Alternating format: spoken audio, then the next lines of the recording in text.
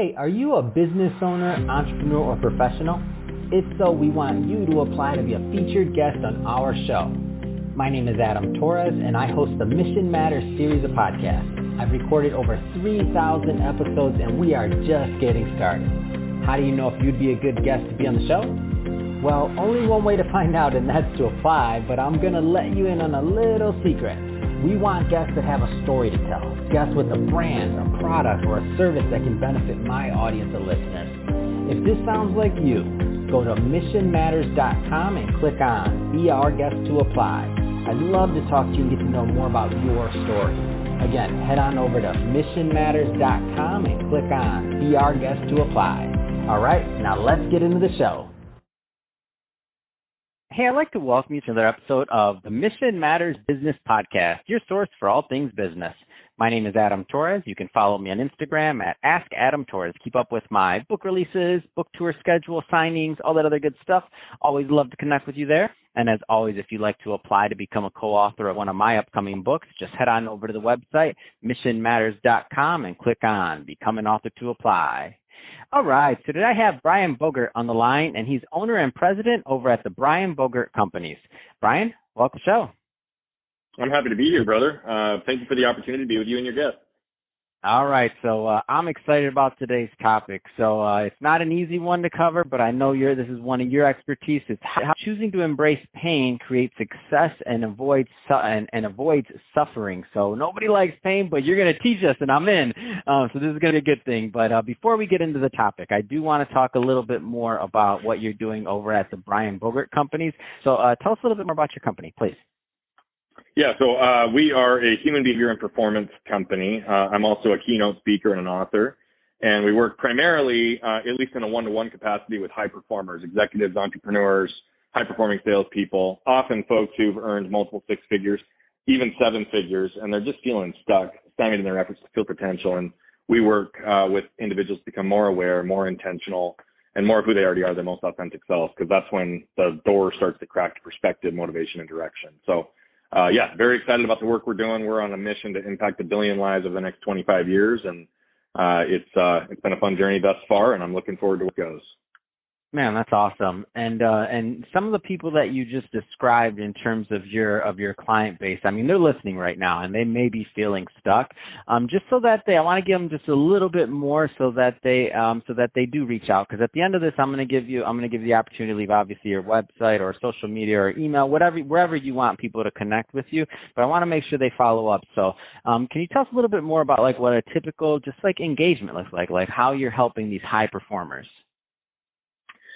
Yeah, so in the one-to-one coaching, it's a little different, but we go pretty deep through an intrinsic journey on their side, and we just give them a whole lot of tools and resources to better understand their emotional triggers, their behavioral patterns, and the things that have kind of kept them in that self-defeating path or, frankly, stuck from where they want to get. We also have group coaching programs as well as a self-led course that brings all these concepts into a different type of format for people at different levels to consume at different paces. But, the one-to-one work is a lot of fun because you get to go really deep into someone's life, and our wins become other people's wins. But it's helping them just get more aware and intentional in everything they do. And that's where they can start to feel like they've got an element of influence and control back in their lives and their business and their relationships. And that's when joy, freedom, and fulfillment starts to come back in. No, that's awesome. Well, let's switch it up a bit. I do want to get into today's topic. So how choosing to embrace pain creates success and avoids suffering. I mean, this is a big one. Right now, when we're recording this, we're in the middle of, or I don't know, the tail end, or we're somewhere in a pandemic, they tell me. So that being said, where do you want to start this topic? It's a big one, Brian.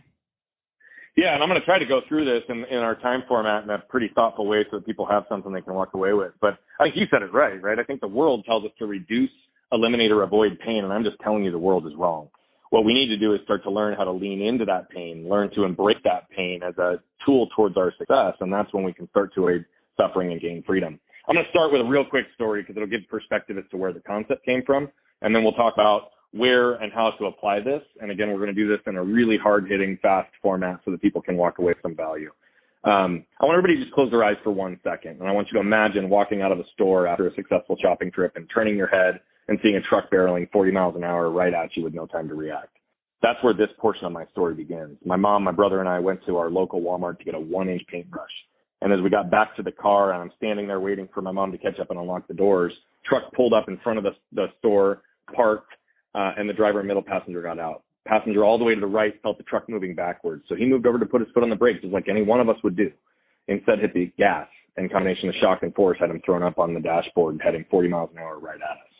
He got to our car, knocked me over, ran over me diagonally, tore my spleen, left a tire track scar on my stomach, and continued on to completely sever my left arm from my body. Now, my guardian angel was there that day. I always have to give her acknowledgement because she saved my life and she ultimately saved my limb by getting it on ice within minutes. Now, I know most people were not expecting it to go there today. And yes, I have a very unique story. But what I've learned in all of my time of doing this is that we all have unique stories. And what's important is that we pause and become aware of the lessons that we get from those stories and then become intentional with how do we apply them into our lives. So I learned two primary lessons. The first is I learned not to get stuck by what had happened to me, but get moved by what I could do with it. And the second is one I didn't realize until far later, but that's where the topic came from. See, I spent many years in a fog after that accident, but my parents not. The idea of their son growing up without the use of his arm was a source of great suffering for them. And so they willed themselves through great pain and discomfort on a daily basis to do what was necessary to ultimately heal and strengthen me. And so I realized that far later in life that whether it was intentional or not, they engraved in me a way of living, which was to embrace pain to avoid suffering. And so what that really means, right, is what does that look like? We can embrace the pain of hitting the gym for 30 minutes every day to avoid the suffering of aches and pains of a sedentary lifestyle. We can embrace the pain of firing our top salesperson as a business owner to avoid the suffering of lack of business growth and losing all of our other top talent because they're the biggest cancer in our culture. We can embrace the pain of a difficult conversation with a loved one to avoid being in a loveless marriage or frankly being stuck in a marriage when divorce is really what we want. And so this concept applies to everything. And so this is not only the concept I use to overcome this unique injury, but also how my business partners and I built our last business from $250,000 to over $15 million in the span of a decade. And now how we've flipped it on its head and have used it to help hundreds of individuals and organizations become more aware, more intentional, and more of who they already are, their most authentic selves. And so to answer the question on how do we start to do this, I think we've got to understand a couple key things. The difference between pain and suffering, right? Pain is one of those things that we tend to put clarifying words in front of, which automatically changes the definition. Pain is defined as short-term, intermittent, and a direct cause of something, and is alleviated once that direct cause is removed. But we put acute and chronic in front of it, which helps us feel better. But by putting chronic in front of the word pain, we automatically change the definition, because anything that's longer than short-term, intermittent, and still persists after that direct cause is removed isn't pain. It's suffering. And the thing is we don't want to admit that suffering exists in our lives, particularly when it's a direct result of our choices. But that's why it's so important for us to understand the critical role of pain and the short-term intermittent pains and how they compound over time to give us freedom and help us avoid those areas of suffering. So there's three different ways that we can break this down and really understanding how to start applying this in our lives. We need to acknowledge the suffering that we wish to avoid and get really clear on that. And it sounds a little backwards, but what that really means is let's get clear on what's important to us. What is the legacy we want to leave, the purpose we have, the goals we want to set, the business accomplishments and family scenarios that we want. Because anything opposite of the things that we want is ultimately suffering if we don't accomplish it. And so we've got to start there by getting clarity on the moments and the things that we want to experience in our lives, because when we can attach it, when we can see it, when we can touch it, that's when we can start to go after it and really have that be a part of our lives.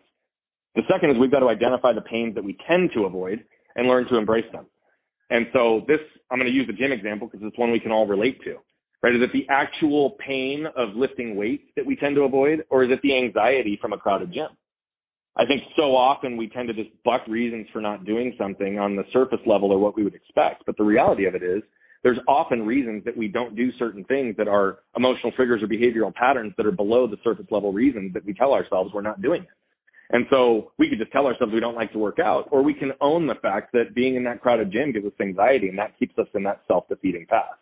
So it's not about putting ourselves into unnecessary amounts of pain, but learning the ones that we need to embrace on our pathway to success.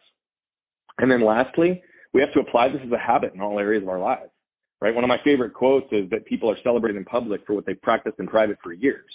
And what I know definitively in working with these high performers, and what I see is some of the most successful people I know have failed way more times than they've succeeded. But they also are the ones that learn to embrace the pains necessary to get them where they want in their lives. personally, professionally, and in service to others. And so we really walk with people to recognize that, consistency is key, but relentless consistency on. And so how do we make sure that when we feel pain, which is really an indication of what we need to be paying attention to, it gives us perspective, that we need to lean into those moments and do that consistently over time. So that's that concept, brother. And you're right, it is a big one. And hopefully that gave enough context for people to really understand what this is and start to put some elements of it into their own lives. So Brian, obviously this is going to vary from person to person, level of success, a lot of different things that are going to contribute to this. So I know there's no blanket answer, but I know you've worked with a lot of people. And based on your experience and based on working with a lot of people, I know that you notice like certain themes tend to come up like over and over again. What do you think are some of those things that hold people back from really embracing this concept? Yeah, so I think, embracing this concept is because I think we're just conditioned to avoid or reduce or eliminate pain. I mean, we literally are grown up in a world where, we feel some element of pain, we feel some discomfort in a bad discussion with a client or a loved one, and what do? We shove it under the rug or we shove it down into our gut, and we just move through it with a big smile. I think we're so conditioned to avoid, reduce, or eliminate that what do people do? We numb, right, with multiple different variety of things. We avoid by just literally shoving it down. And so what has happened is that we've been conditioned that way. We started being conditioned that way as kids, right? And our world has continued to do that. So one of the big themes is literally the world is to do this. But the other piece of it is I have found that the role of the word should in people's lives can be unbelievably damaging. Should is a word I'm on a mission to remove from our language because it is a shame-based word and automatically implies that whatever we're doing isn't good enough. And because the world has told us all these things that we should do, often we neglect what we want to do or what we desire to do or what fills us and our most authentic selves in the things that we want to accomplish and do. So, right, you could have an artist or a writer grow up in a family full of lawyers, and all of a sudden they elect the pieces that give them most joy and freedom and fulfillment to go chase a life of being a lawyer because that's what their family said, that's what the world said, and that was how the success was defined. And so I think we need to stop eliminating. We need to stop reducing or avoiding pain. And we have to acknowledge the fact that where we're at in our lives often is a subject of our own choices and things we've done. But getting to be most authentic selves and embracing the topic of embracing pain to avoid suffering is also about getting back to our most authentic selves, which means we've also got to remove some of those layers of shoulds that have been layered on us over the years. Man, that's great. And so in one sense, like we don't even know. We don't even know it's happening unless you have this conversation or unless you're working with somebody to kind of like to dig deep and to kind of like rework or kind of unwork maybe where some of these original beliefs stem from, then you don't even know. You're just kind of going through life. You may be successful. You may not be successful. I mean, you could be anywhere on that spectrum. So success aside, you just don't even know. So you're exactly right. And you essentially quoted one of my favorite statistics, which is that our minds process 11 million bits of information per second. But we're only consciously aware of about 40. And so what that means is we're largely led by the unconscious. You're right. We don't know. And so what does that mean? What that means is that we often feel like life is happening to us, like it's fate, like we have no element of control. And until we go through a systematic approach of moving the unconscious to the conscious, the unaware to the aware, we won't know, and we won't have the ability to have that influence and control we so desire for our lives, our businesses, our relationships, our happiness, all of the above.